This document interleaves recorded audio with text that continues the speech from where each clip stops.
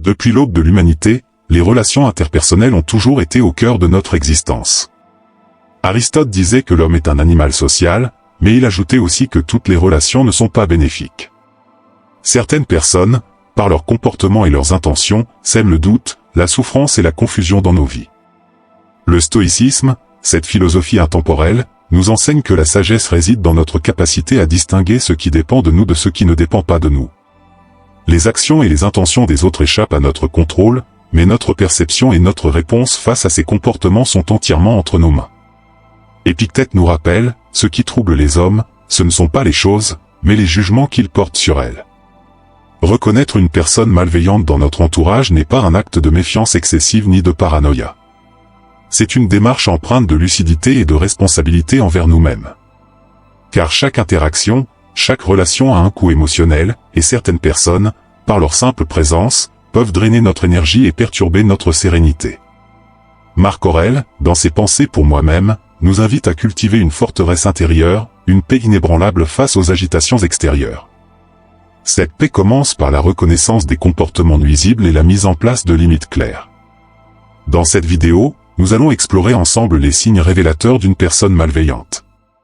Chaque signe est une invitation à la vigilance, une clé pour préserver votre tranquillité intérieure. Rappelez-vous, il ne s'agit pas de juger autrui, mais de vous protéger et de faire preuve de sagesse dans vos choix relationnels.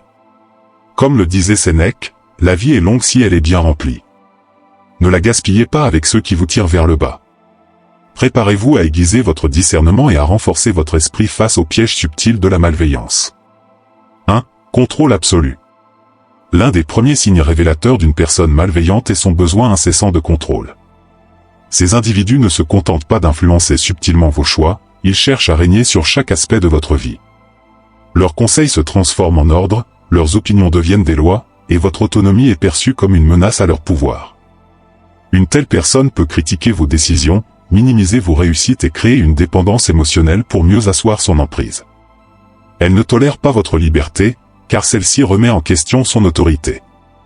Le stoïcisme nous enseigne que la liberté intérieure est un bien précieux et que nul ne doit en disposer à notre place.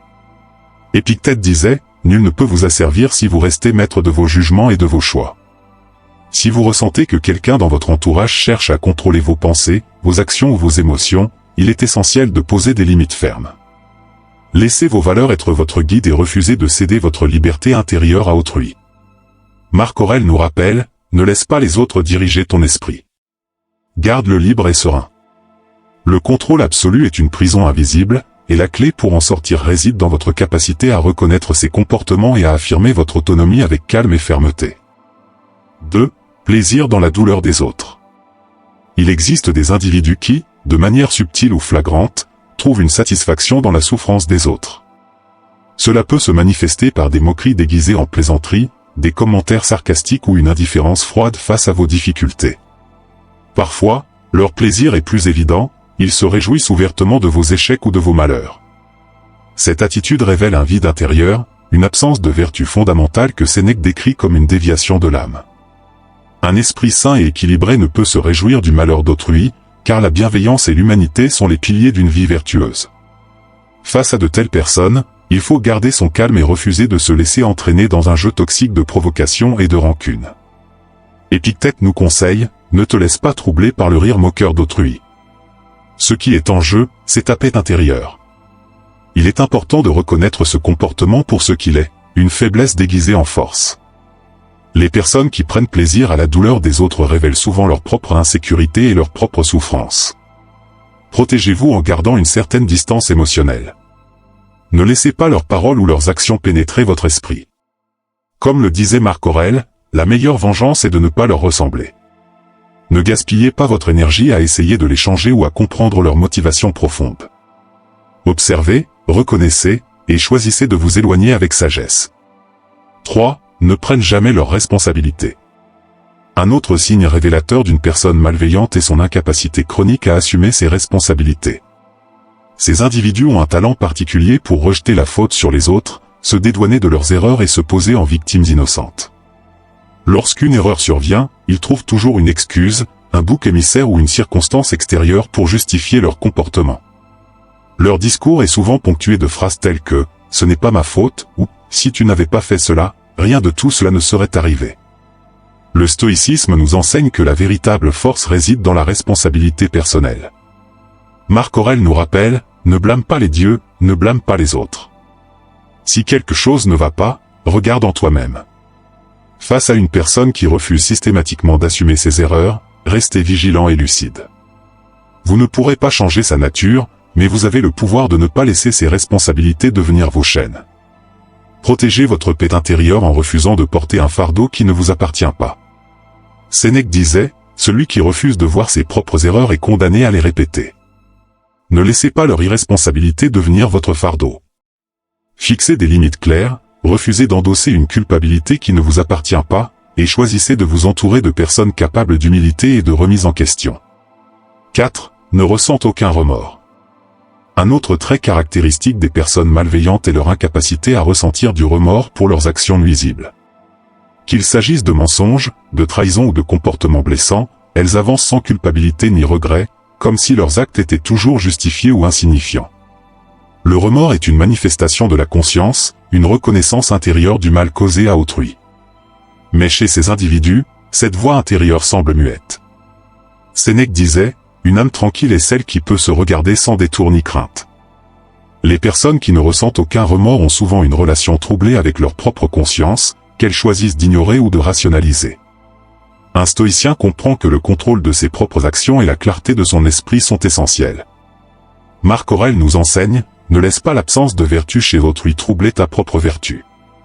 Lorsque vous êtes face à une personne dénuée de remords, ne perdez pas votre énergie à chercher des excuses pour elle ou à attendre un changement soudain de comportement. Vous ne pouvez pas forcer quelqu'un à ressentir ce qu'il refuse d'admettre. Protégez votre intégrité émotionnelle en reconnaissant que leur comportement est le reflet de leur propre faiblesse morale, et non une conséquence de vos actions. Épictète nous rappelle, ce n'est pas à toi de porter la faute des autres. Éloignez-vous si nécessaire, et ne laissez pas leur absence de remords vous priver de votre propre paix intérieure. 5. Ont l'habitude de mentir. Le mensonge est l'un des outils privilégiés des personnes malveillantes. Qu'il soit petit ou grand, subtil ou flagrant, il sert toujours un objectif, manipuler, dissimuler, ou obtenir un avantage aux dépens des autres. Un menteur chronique ne se soucie ni de la vérité ni des conséquences de ses paroles, tant que son but est atteint. Sénèque nous rappelle, le mensonge est le refuge des esprits faibles qui craignent la lumière de la vérité. Mentir, c'est se détourner de la vertu et enchaîner son esprit à une illusion fragile. Mais pour une personne malveillante, le mensonge devient une seconde nature, un masque qu'elle porte sans jamais ressentir de gêne. Le problème n'est pas seulement le mensonge en lui-même, mais le réseau complexe qu'il tisse autour de vous. Chaque mensonge ajoute une nouvelle couche d'incertitude, de doute et de méfiance. Vous commencez à questionner votre réalité, vos souvenirs et même votre propre jugement. Marc Aurèle nous enseigne, celui qui trompe autrui se trompe d'abord lui-même. Une personne honnête ne voit pas l'honnêteté comme une option, mais comme un impératif moral. Lorsque vous détectez des mensonges répétés, ne cherchez pas à rationaliser ou à excuser ce comportement. Vous ne pouvez pas bâtir une relation saine sur des fondations fragilisées par la tromperie. Gardez en tête que votre paix intérieure dépend de votre capacité à distinguer le vrai du faux et à ne pas vous laisser entraîner dans les filets d'une personne qui ne respecte pas la vérité. Épictète disait, ce n'est pas le mensonge qui nous blesse, mais le fait de lui accorder du crédit. Restez vigilant, protégez votre esprit et choisissez de vous entourer de personnes dont la parole est aussi solide que leurs actions. 6. Sensations étranges en leur présence. Parfois, avant même que les signes évidents d'une personne malveillante n'apparaissent, votre intuition vous envoie des signaux d'alerte. Une sensation étrange, une tension subtile, ou un malaise inexplicable s'installe lorsque vous êtes en présence de cette personne. Votre esprit rationnel peut chercher à ignorer ces impressions, mais votre corps et vos émotions parlent souvent plus fort que votre logique. Les stoïciens nous enseignent à écouter notre esprit, mais aussi à prêter attention à nos perceptions immédiates. Sénèque disait, la nature nous a donné des instincts pour une raison, les ignorer, c'est mépriser une part de notre sagesse. Cette sensation de malaise est souvent le reflet d'une dissonance entre ce que la personne montre et ce qu'elle est réellement. Les mots peuvent être doux, les gestes peuvent sembler bienveillants, mais quelque chose d'invisible trahit une intention cachée. Marc Aurèle nous conseille, souviens-toi que ton esprit perçoit souvent ce que tes yeux ne voient pas encore. Votre esprit, lorsqu'il est calme et centré, capte les incohérences subtiles que votre raison ne peut pas toujours expliquer immédiatement. Il est important de ne pas ignorer ces signaux. Ils ne sont pas le fruit de la paranoïa, mais souvent le résultat d'une perception fine de comportement, de ton de voix ou de regard qui échappe à une analyse superficielle. Cependant, un stoïcien ne se laisse pas dominer par la peur ou l'imagination excessive. Il observe, il écoute, et il reste maître de ses réactions. Épictète disait, ne méprise pas les avertissements subtils de ton esprit. Ils sont souvent tes meilleurs alliés. Si une personne provoque constamment ce type de malaise, prenez du recul et analysez la situation avec objectivité. Parfois, la meilleure décision est simplement de s'éloigner pour préserver votre sérénité et votre équilibre intérieur. 7. Ne pas ignorer le passé. Le passé d'une personne est souvent un miroir révélateur de ses tendances et de ses comportements. Une personne malveillante laisse derrière elle un sillage de conflits, de trahisons et de relations brisées. Pourtant, elle parvient souvent à dissimuler ou minimiser ces épisodes, les présentant comme des malentendus ou en rejetant systématiquement la faute sur les autres. Les stoïciens nous rappellent que si le passé ne doit pas nous emprisonner, il ne doit pas non plus être ignoré. Marc Aurèle disait, « Les actions passées sont les témoins les plus sincères du caractère d'un homme. » Un individu peut prétendre avoir changé, mais ses actes antérieurs restent des indices précieux à ne pas négliger. L'une des stratégies des personnes malveillantes est de vous convaincre que leur passé ne vous concerne pas, que chaque histoire négative est une exception ou que les autres étaient toujours en tort. Pourtant, les schémas se répètent souvent, et ignorer ces signes revient à fermer les yeux sur des drapeaux rouges évidents. Sénèque nous avertit, celui qui refuse de voir la vérité du passé s'expose à en subir les conséquences dans l'avenir. Il est important d'observer avec lucidité les actions passées d'une personne, sans jugement hâtif mais avec discernement. Une personne vertueuse est capable de reconnaître ses erreurs et de montrer, par des actes concrets, qu'elle a changé. À l'inverse, une personne malveillante répétera ses comportements nuisibles, souvent sous de nouveaux prétextes. Épictète nous rappelle, n'ignore pas les leçons que l'expérience t'offre, car elles sont le prix payé par d'autres avant toi. Ne laissez pas l'illusion des belles paroles effacer les faits. Apprenez à lire dans le passé non pas pour condamner, mais pour protéger votre avenir et préserver votre sérénité. 8. Mépris et manipulation émotionnelle. L'une des armes les plus insidieuses des personnes malveillantes est leur capacité à user du mépris et de la manipulation émotionnelle pour asseoir leur contrôle. Elles vous critiquent subtilement, minimisent vos réussites et plantent des graines de doute dans votre esprit. Chaque remarque est calculée pour éroder progressivement votre confiance en vous et vous rendre plus vulnérable à leur influence. Notre valeur ne dépend pas des opinions des autres, mais de notre propre jugement et de notre vertu. Épictète disait, ce n'est pas celui qui t'insulte qui te blesse, mais ta propre réaction à son insulte. Pourtant, il serait naïf d'ignorer l'impact corrosif du mépris constant sur notre esprit. La manipulation émotionnelle prend souvent la forme de culpabilisation, de jeux mentaux subtils et de fausses accusations. Une personne malveillante saura vous faire croire que vous êtes responsable de ses réactions toxiques, même lorsque vous n'avez rien fait de mal. Marc Aurèle nous conseille, ne laisse pas les critiques injustes pénétrer ton âme. Protège ton esprit comme une citadelle. Face à de tels comportements, la première étape est de les reconnaître. Ne vous laissez pas piéger par l'idée que ce n'est pas si grave, ou que c'est peut-être de votre faute. La lucidité est votre meilleur allié. Ensuite, établissez des limites claires. Sénèque nous rappelle, celui qui respecte son esprit ne permet pas qu'on le traite avec mépris. Ne cherchez pas à convaincre ou à changer une personne qui se complaît dans la manipulation. Votre devoir n'est pas de guérir leur esprit, mais de protéger le vôtre. Prenez du recul, refusez les jeux émotionnels et rappelez-vous que votre paix intérieure est votre bien le plus précieux. Comme le disait l'Épictète, personne ne peut troubler ton esprit si tu choisis de rester serein. Si cette vidéo vous plaît, abonnez-vous, mettez un like et commentez la vidéo, cela me permet d'agrandir mon audience. 9. L'envie. L'envie est un poison subtil qui ronge les relations et détruit la confiance. Une personne malveillante ne se réjouit jamais sincèrement de vos réussites. Au contraire, vos succès réveillent en elle un malaise, une frustration, voire une hostilité déguisée sous des compliments tièdes ou des remarques sarcastiques. Le stoïcisme nous enseigne que l'envie naît d'un esprit désordonné, incapable de trouver la paix dans ses propres réalisations.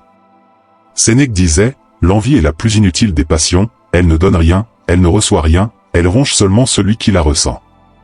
Une personne envieuse cherchera souvent à minimiser vos victoires, à détourner l'attention de vos réussites ou même à saboter discrètement vos projets.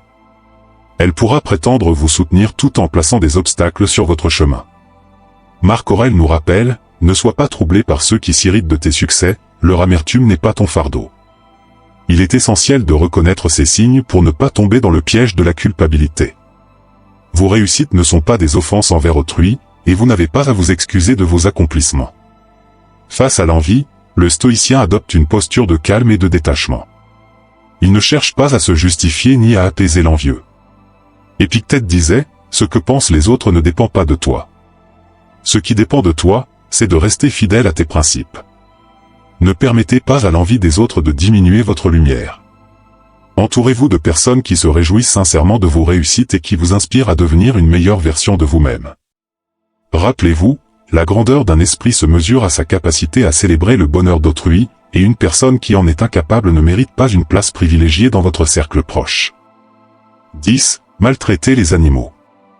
La manière dont une personne traite les êtres vulnérables, qu'ils soient humains ou animaux, est souvent révélatrice de sa véritable nature. Une personne malveillante montre parfois sa cruauté envers les animaux, car ils ne peuvent ni se défendre ni dénoncer les mauvais traitements qu'ils subissent. Sénèque disait, la façon dont un homme traite les plus faibles est le véritable reflet de son âme. Le manque d'empathie envers un animal est souvent le signe avant-coureur d'un comportement similaire envers les humains, surtout ceux qui sont vulnérables ou en position de faiblesse. Ce mépris pour la souffrance des autres révèle une faille morale profonde. Une personne qui maltraite un animal démontre une absence totale de compassion et de maîtrise de soi, des vertus essentielles pour un esprit équilibré. Marc Aurèle nous rappelle, ce n'est pas le pouvoir qui définit un homme, mais la manière dont il l'exerce sur ceux qui dépendent de lui. La malveillance ne surgit pas toujours de manière spectaculaire, elle s'exprime parfois dans des gestes anodins, des comportements négligents ou des mots cruels envers ceux qui ne peuvent pas répondre.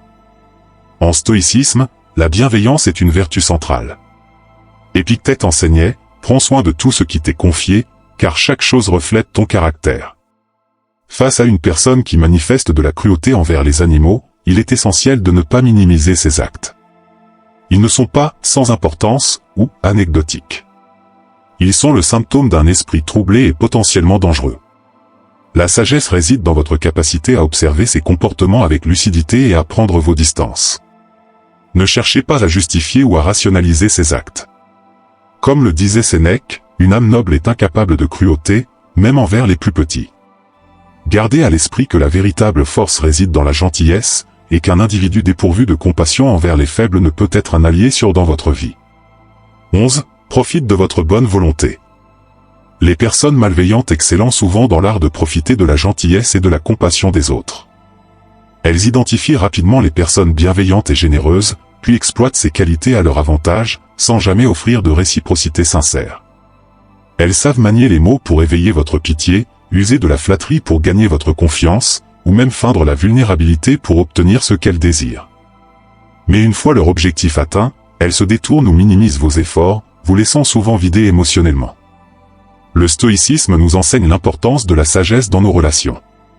Sénèque disait, ne donne pas ton aide à ceux qui ne la respectent pas, car cela reviendrait à gaspiller une ressource précieuse.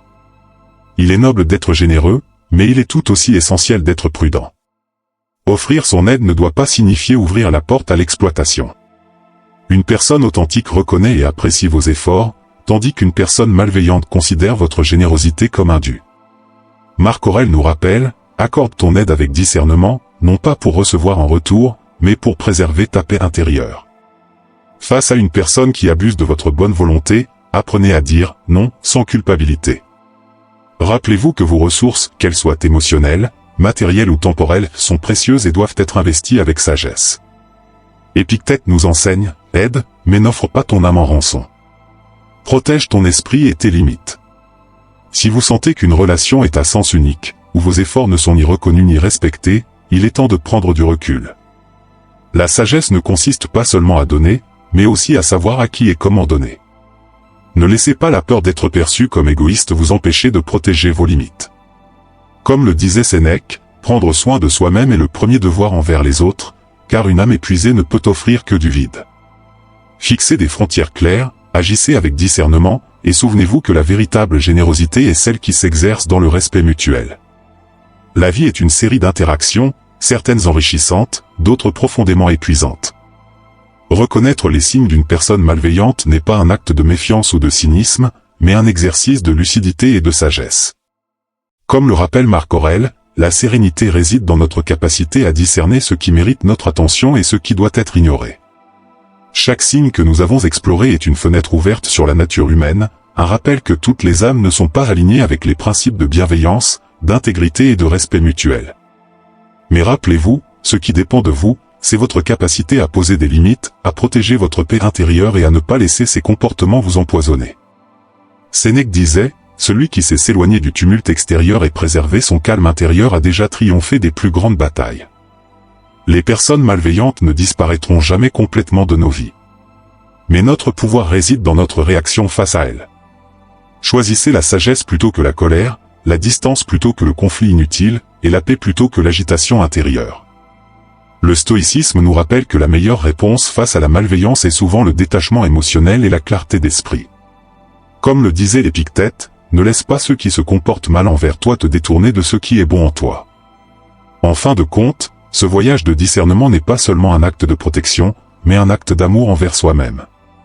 Prenez soin de votre esprit, choisissez vos relations avec sagesse et souvenez-vous que votre paix intérieure est un sanctuaire précieux, que personne ne devrait avoir le pouvoir de troubler. Avancez avec fermeté, mais aussi avec compassion. Car comme le disait Marc Aurèle, que la force de ton caractère soit douce et inébranlable à la fois. Merci d'avoir partagé ce moment de réflexion avec moi. Prenez soin de vous, et n'oubliez pas, la sagesse commence par le discernement.